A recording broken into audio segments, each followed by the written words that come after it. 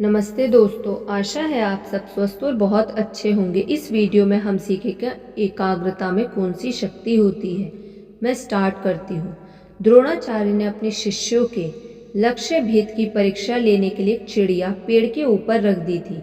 सभी शिष्यों से चिड़िया की आँख की पुतली को भेदने के लिए कहा गया, लेकिन गुरु द्रोणाचार्य ने तीर चलाने से पहले प्रत्येक शिष्य से यह प्रश्न किया कि तुम्हें पेड़ पर क्या दिखाई दे रहा है।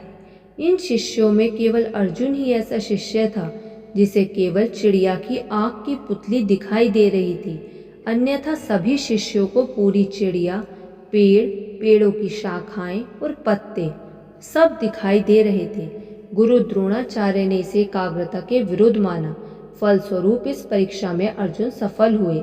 एकाग्रता की इस शक्ति को आप विज्ञान के इस प्रयोग में भी समझ सकते हैं। फर्श पर कागज के टुकड़े पड़े हुए हैं, उन पर सूर्य की किरणें पड़ रही हैं। कागजों को कोई फर्क नहीं पड़ता, लेकिन यदि आप उस कागज के टुकड़े के ऊपर प्रिज्म रख दें तो पाएंगे कि कुछ ही क्षणों में वह कागज जलने लगा है। असल में हुआ यह है कि उस प्रिज्म ने सूर्य की बिखरी हुई किरणों को एक निश्चित बिंदु पर केंद्रित कर दिया। अब ये ही केंद्रित किरणें कागज पर पड़ रही हैं और इतनी शक्तिशाली हो गई हैं कि उसे जला दे रही हैं। एकाग्रता में अद्भुत शक्ति होती है और भोर का समय हमें बाहरी रूप से एक ऐसा वातावरण प्रदान करता है जिसमें एकाग्रता की सबसे अधिक संभावनाएं रहती हैं। जैसे जैसे दिन आगे बढ़ता जाता है, वैसे वैसे जीवन की गतिविधियां जोर पकड़ती जाती हैं। ये गतिविधियां एकाग्रता को बिखेरने का कारण बन जाती हैं।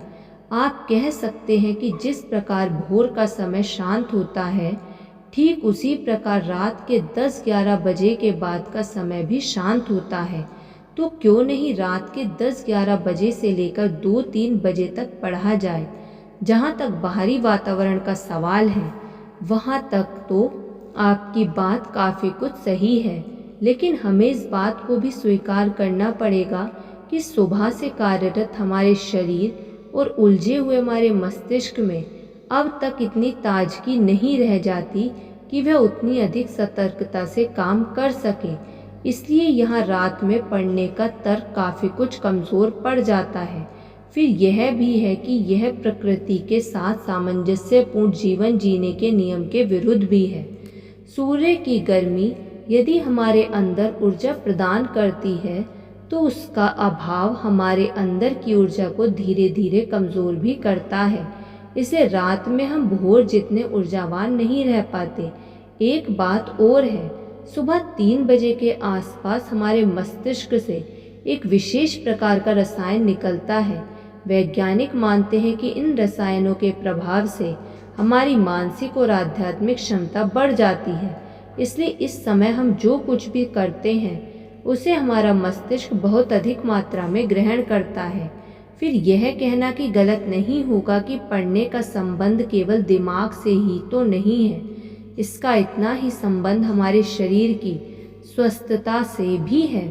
एक स्वस्थ शरीर में ही एक स्वस्थ मस्तिष्क निवास करता है। यह बात मेडिकल साइंस सिद्ध कर चुका है कि सुबह का उठना स्वास्थ्य के लिए बहुत ही अधिक फायदेमंद है। यदि सूर्य की प्रथम किरणें शरीर को मिलती हैं तो वे शरीर के लिए अमृत के समान होती हैं। इस प्रकार सुबह उठने के कारण न केवल आप अपनी पढ़ाई ही अच्छे तरीके से कर सकते हैं, बल्कि स्वास्थ्य की दृष्टि से भी आपको लाभ मिलता है। अब मैं बात करना चाहती हूँ समय के लाभ की दृष्टि से। मैंने एक के प्रयोग के आधार पर यह पाया कि यदि आप सुबह 2 घंटे की पढ़ाई कर लेते हैं तो आपकी इस समय जो यह पढ़ाई होती है उसे ही अन्य किसी समय में करने के लिए आपको कम से कम 3 घंटे लगाने होंगे। इस प्रकार गणित के फॉर्मूले के अनुसार भोर के 2 घंटे शेष किए भी किसी भी समय के 3 घंटे के बराबर बैठते हैं। तो क्या इसका अर्थ यह नहीं हुआ कि ऐसा करके आप अपने प्रत्येक दिन को 25 घंटे वाला दिन बना रहे हैं? हाँ, यह बात ज़रूर है कि ऐसा नहीं होना चाहिए कि सुबह उठे तो गए हैं लेकिन पढ़ते समय ऊग रहे हैं। यहाँ आपको ज़बरदस्ती नहीं उठना है, बल्कि नींद पूरी करके उठना है। अलसाए हुए नहीं उठना है, बल्कि तरोताज़ा होकर उठना है। हो सकता है कि शुरुआत में आपको अपने साथ ज़बरदस्ती करनी पड़े, क्योंकि आपकी आदत देर से उठने की हो गई है।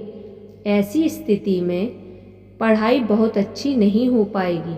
फिर आपको लगेगा कि यदि पढ़ाई ही अच्छे से नहीं हो पा रही है तो फिर भोर में उठने से फ़ायदा ही क्या है, और आप इस तर्क का सहारा लेकर अपने पुराने ही तरीके पर चलने लगेंगे। लेकिन मेरी सलाह है कि यदि सचमुच ऐसा है तो शुरू में आप पढ़ने के लिए मत उठिए, केवल उठने के लिए उठिए। धीरे धीरे जब भोर में उठने की आदत पड़ जाएगी, तब फिर पढ़ने की आदत अपने आप बन जाएगी। लेकिन याद रखिए कि सुबह उठना तभी संभव है जब आप रात में जल्दी सोएं।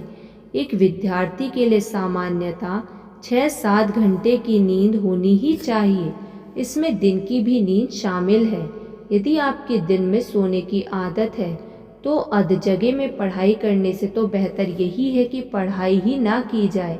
इससे कम से कम एक काम तो पूरा होगा, भले ही वह काम नींद पूरी करने का ही क्यों ना हो। धन्यवाद। आपको ये वीडियो कैसी लगी कमेंट करके ज़रूर बताइएगा। यदि आपने अभी तक इस चैनल को सब्सक्राइब नहीं किया तो सब्सक्राइब कर लीजिए और इस वीडियो को लाइक कर दीजिए। धन्यवाद।